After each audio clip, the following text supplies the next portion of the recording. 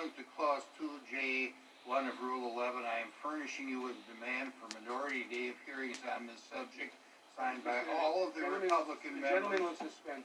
I could not understand what you're saying. Just repeat it. Clearly. Pursuant to Clause 2J1 of Rule 11, I am furnishing you with a demand for minority day of hearings on this subject, signed by all of the Republican members of the committee, and I would request that you set this date before the committee votes on any articles of impeachment. It's a motion. I withdraw my reservation. We will confer and rule on this later. The quorum is present. This is the first hearing. This is the first hearing we are conducting pursuant to House Resolution 660 and the special Judiciary Committee procedures that are described in Section 4A of that resolution. Here is how the committee will proceed for this hearing. I will make an opening statement, and then I will recognize the ranking member for an opening statement. Each witness will have 10 minutes to make their statements, and then we will proceed to questions. I will now recognize myself for an opening statement. Mr. Chairman, parliamentary inquiry. I have the time for an opening statement. The parliamentary inquiry is not in order at this time. The facts before us are undisputed. On July 25th, President Trump called President Zelensky of Ukraine, and in President Trump's words, asked him for a favor. That call was part of a concerted effort by the President and his men to solicit a personal advantage in the next election, this time in the form of an investigation of his political adversaries by a foreign government. To obtain that private political advantage, President Trump withheld both an official White House meeting from the newly elected president of a fragile democracy and withheld vital military aid from a vulnerable ally. When Congress found out about this scheme and began to investigate, President Trump took extraordinary and unprecedented steps to cover up his efforts and to withhold evidence from the investigators. And when witnesses disobeyed him, when career professionals came forward and told us the truth, he attacked them viciously, calling them traitors and liars, promising that they will, quote, go through some things, close quote. Of course, this is not the first time that President Trump has engaged in this pattern of conduct. In 2016, the Russian government engaged in a sweeping and systematic campaign of interference in our elections. In the words of Special Counsel Robert Mueller, quote, the Russian government perceived it would benefit from a Trump presidency and worked to secure that outcome, close quote. The president welcomed that interference.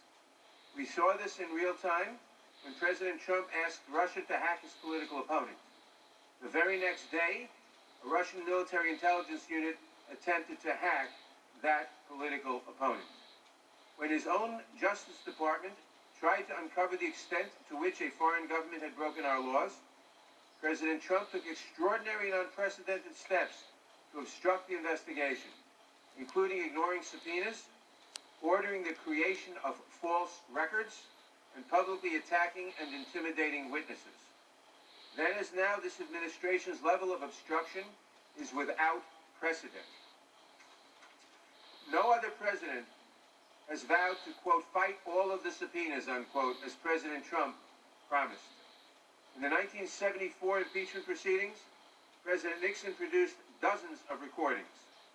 In 1998, President Clinton physically gave his blood. President Trump, by contrast, has refused to produce a single document and directed every witness not to testify. Those are the facts before us. The impeachment inquiry has moved back to the House Judiciary Committee, and as we begin a review of these facts, the President's pattern of behavior becomes clear.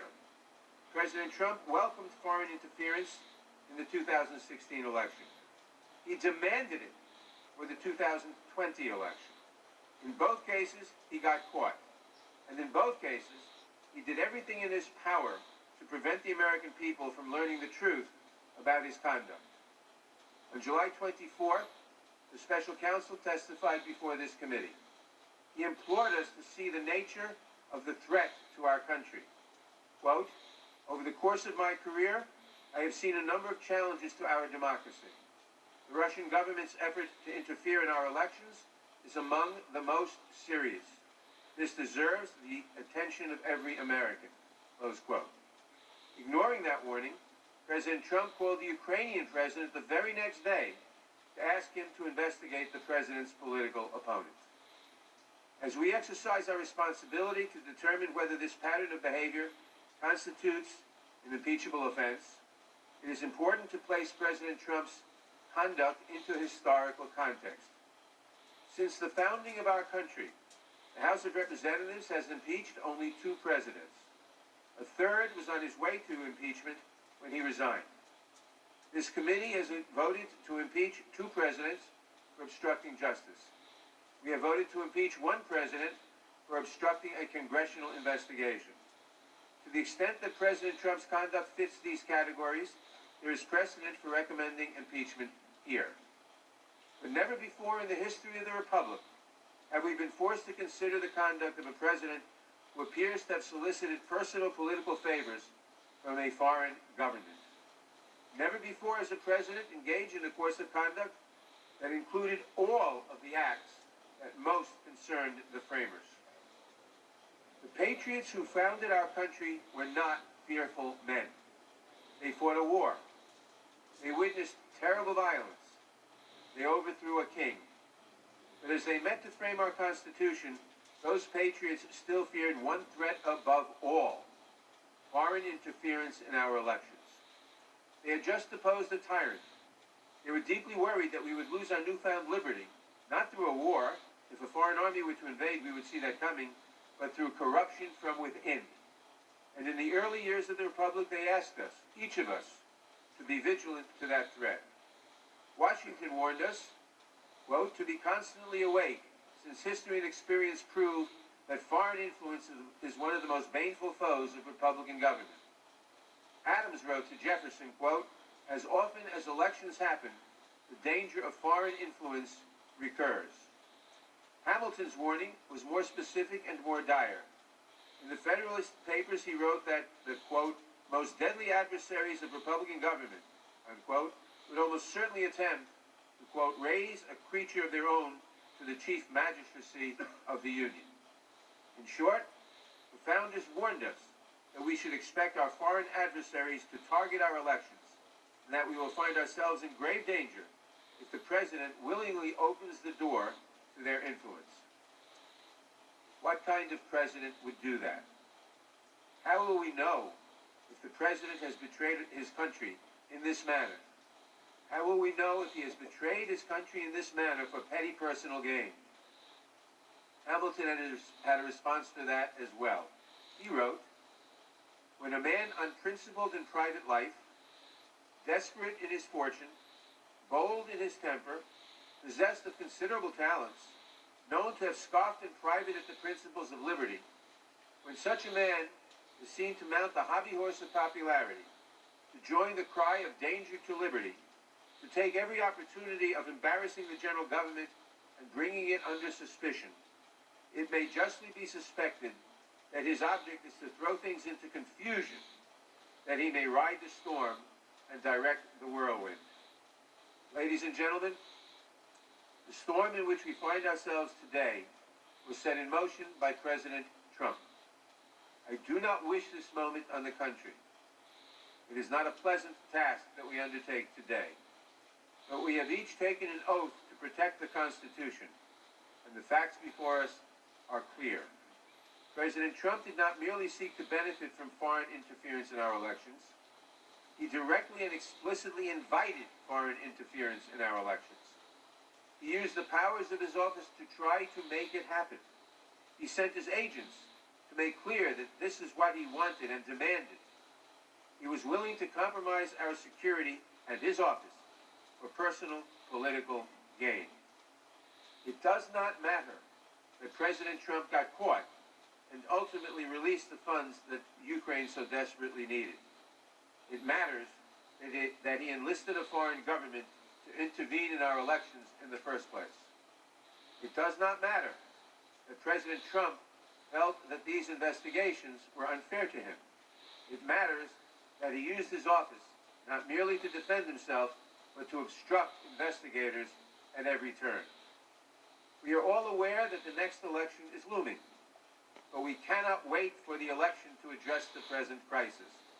The integrity of that election is one of the very things at stake.